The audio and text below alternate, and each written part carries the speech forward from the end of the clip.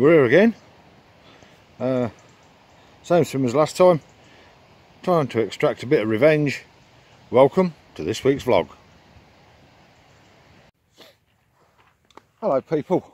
I'm here for a 24 today.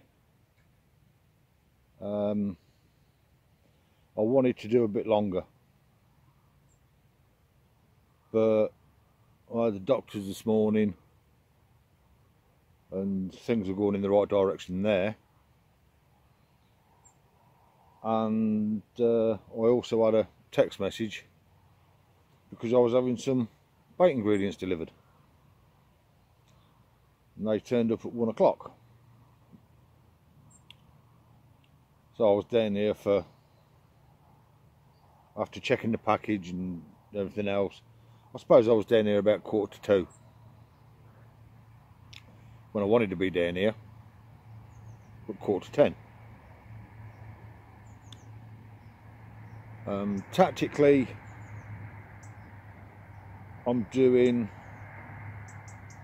everything the same as what I did last time when I lost the 3 fish. But I have made some changes, and that is I've brought a different set of rods with me. They're 3-pounders, so they're not quite so pokey as the other ones. So I've brought different rods and different reels, but I'm still keeping with the same rigs, same baits, same everything, just to see if that helps reduce me hook pulls. I would have loved to have brought me 2 3/4, but there's still quite a bit of weed out there, and I don't think my 2 3/4 would be up to the job.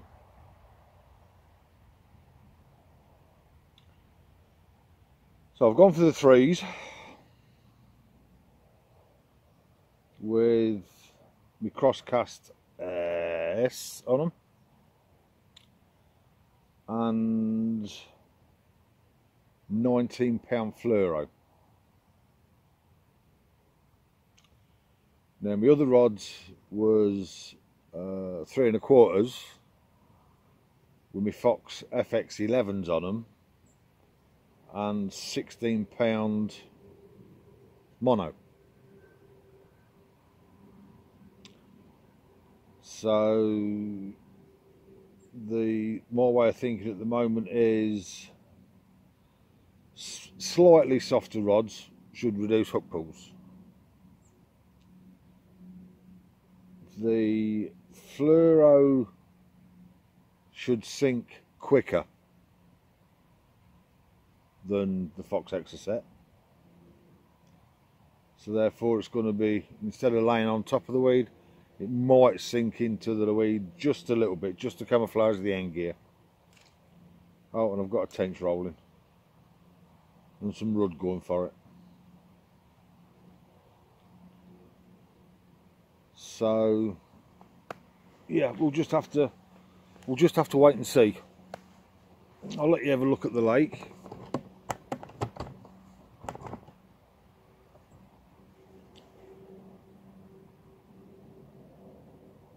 It don't look quite so good as what it did the other day. Yeah, because there was a nice chop on the water. But we'll have to wait and see.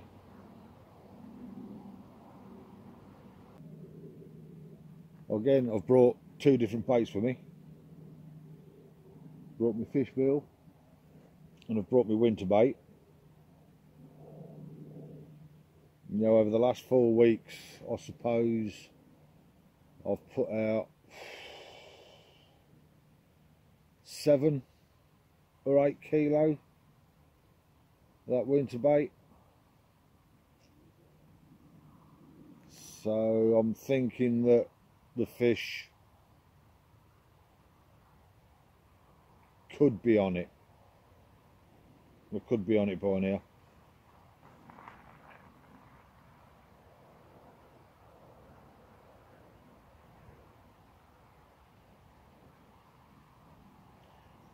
but we'll have to wait and see by the end of tomorrow,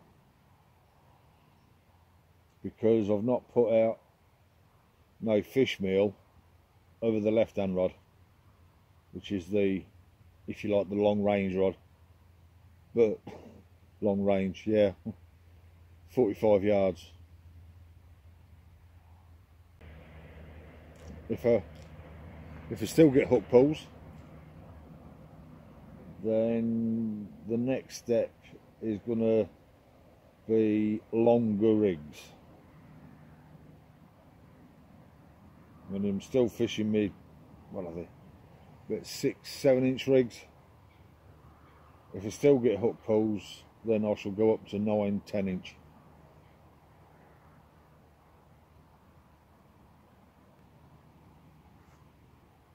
Time is now 4:15. Things are looking good. I've just seen 2 fish roll within 10 seconds, and another one's just put his head out. They're nowhere over my baited patch, but that's where they were, what they was doing last time down.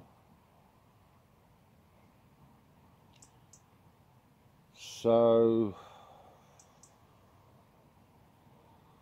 I'm a bit loath to move rods off the spots that I've got them on, with the exception of the extreme right hand rod,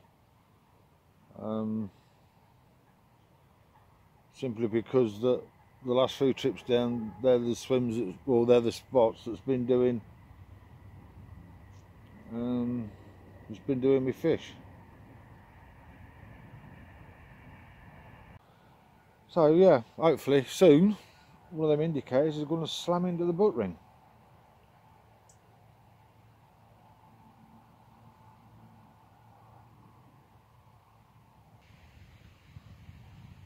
The old wind's whistling through the trees. I don't know whether you can hear it, but the lake is, there's a little ripple on the water, not a lot.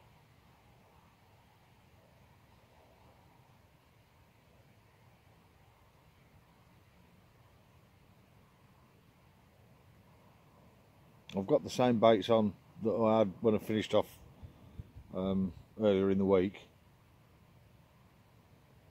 I've got my winter bait topped off with an orange fruit crush, 10mm. I've got a 14mm fruit crush on the middle rod, and I've got a 11mm signature sticky bait signature pop-up on the right hand rod. Curve off. I can't remember whether I took the long shank curve off or not.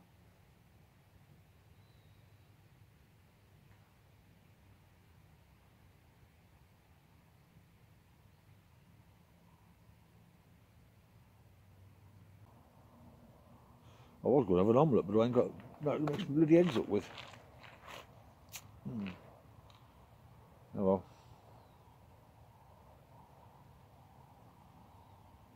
Have to be a breakfast wrap.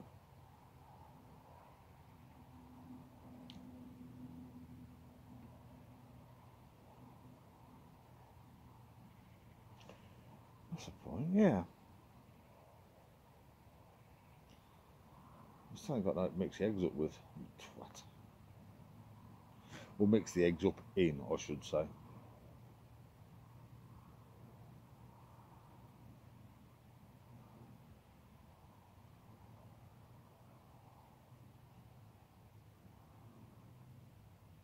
Have a breakfast omelette then, couldn't I?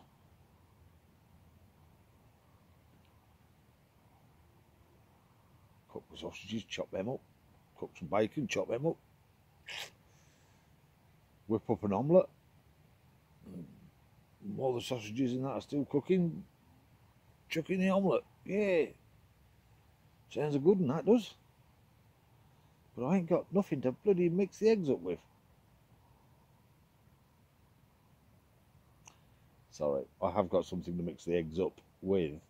I've got nothing to mix the eggs up in.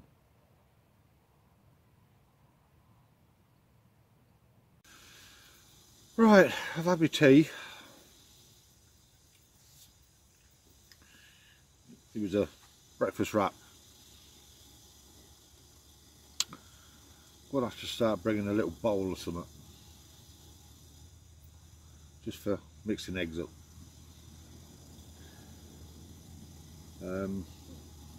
Got the kettle on, and I've seen quite a few fish rolling this last 10-15 minutes, but nowhere near my bait,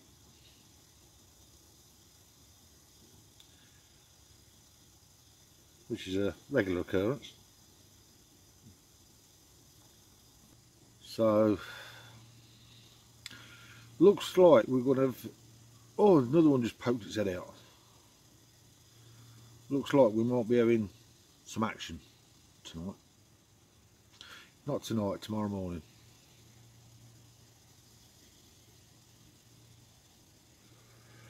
Like I said before, all the photos of the fish that I've seen out of this lake have all been taken in the hours of daylight.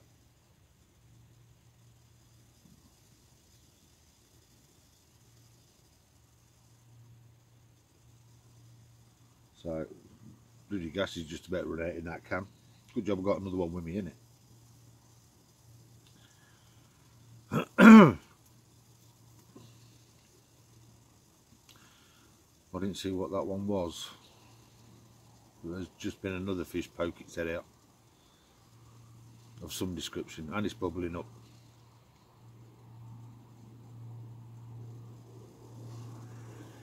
Let's just turn you round.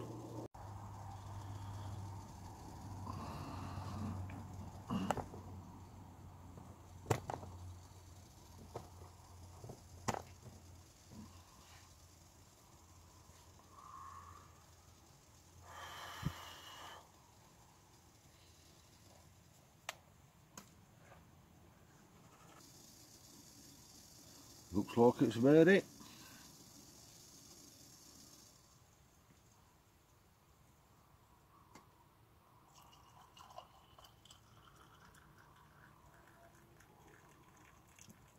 Yep, that's the kettle brewed. Coffee on.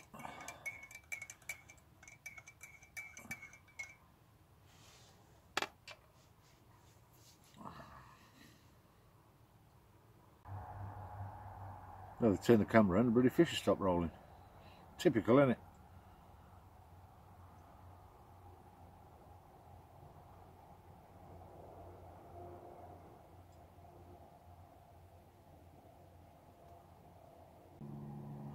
Leave the orange crush where it is, but put the signature bait right there where them fish were topping.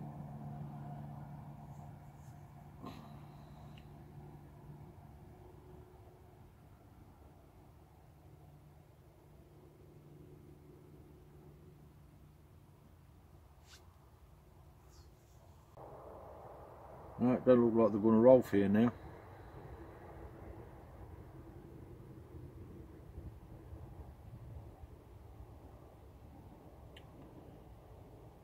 Just a pain in the butt.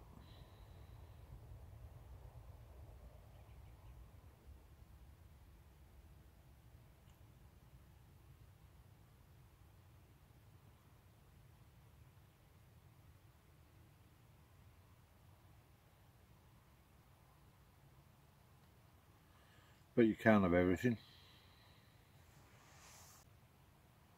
Oh, you bugger, that's on there tight.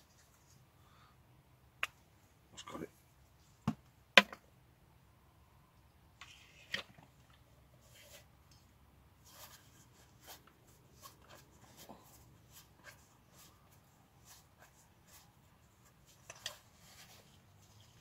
There's still a little bit in there, not a lot.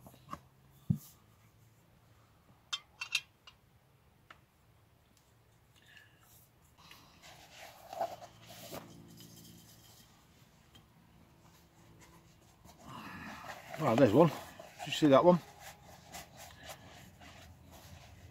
Just round about where that wind is hitting the surface. So we're looking good for tonight.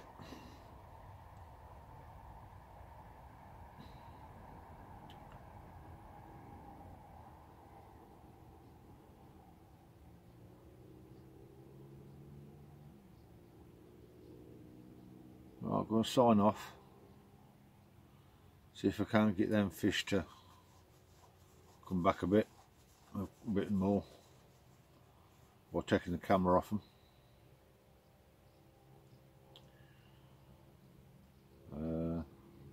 Might even sit and tie a couple of rigs up, a couple of longer rigs, because I don't want to be tying them up at night, if you know what I mean.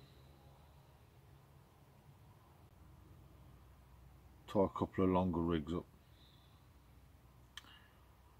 I think I'll go soft fluoro rather than the stiff, just in case there's any little stalks of weed out there.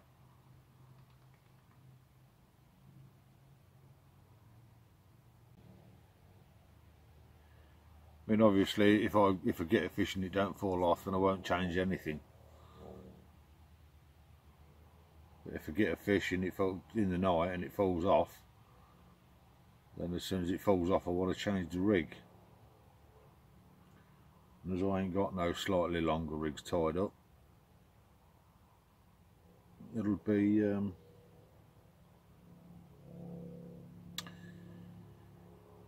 it won't be cast out again. Well, I'm going to tie a couple of rigs up, finish my coffee, and we'll see where we go from there.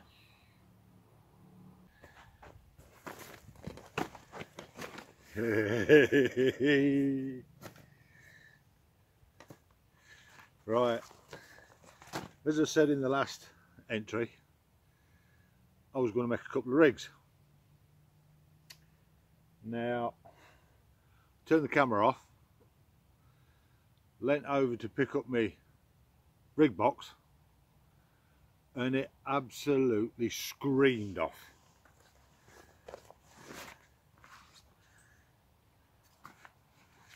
Absolutely screamed off.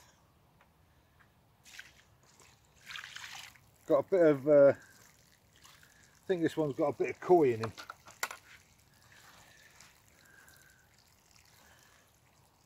But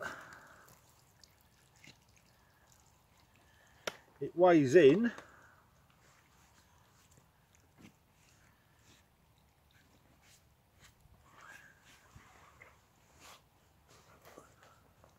at, are you ready? 13-12.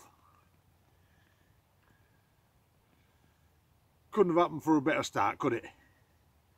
Right, I'll slip him back. I don't think I've had that one before.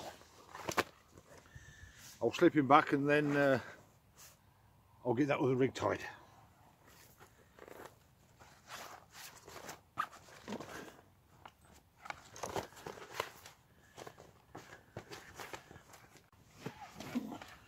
As I've said before, near enough is not good enough.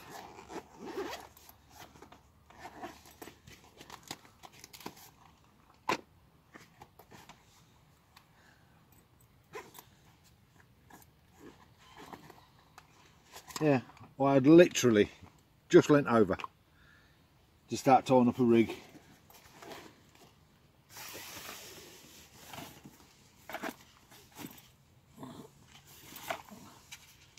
One bleep, one toner.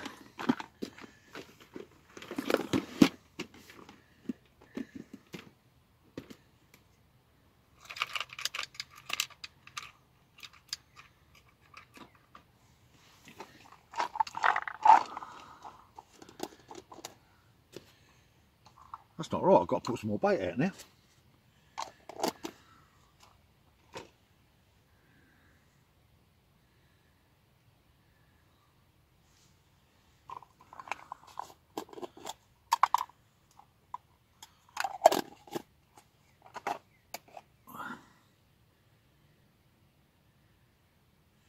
Got them rolling over my other rod now.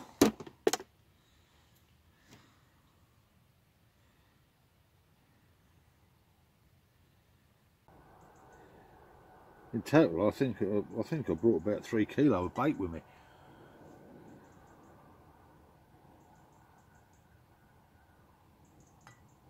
Don't know whether that's going to be bloody enough now.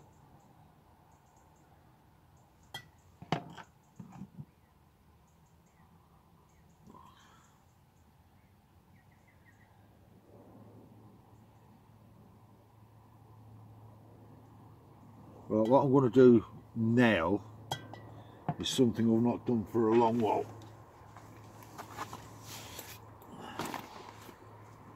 And that is put a bit of foam on the hook, because my bivvy is close to my rods and I don't want to be putting a hook in my bivvy.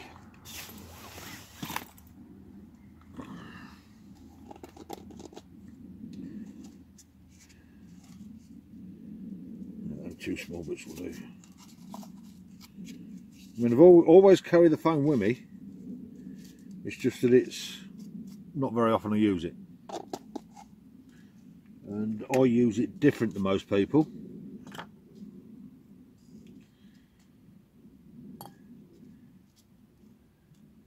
Just nick the hook in it,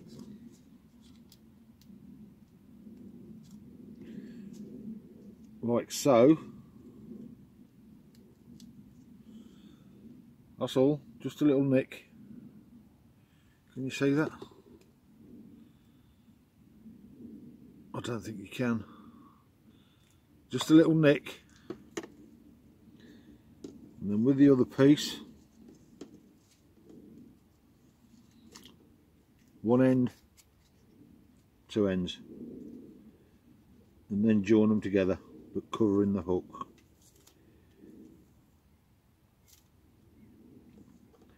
For the simple reason, I want the water to penetrate in that gap so that it releases the hook quicker. Like I say, I'm only doing it because I've got my bivvy close to the rods. If I hadn't got the bivvy close to the rods, then I wouldn't have been doing it. I've never felt the need. Right.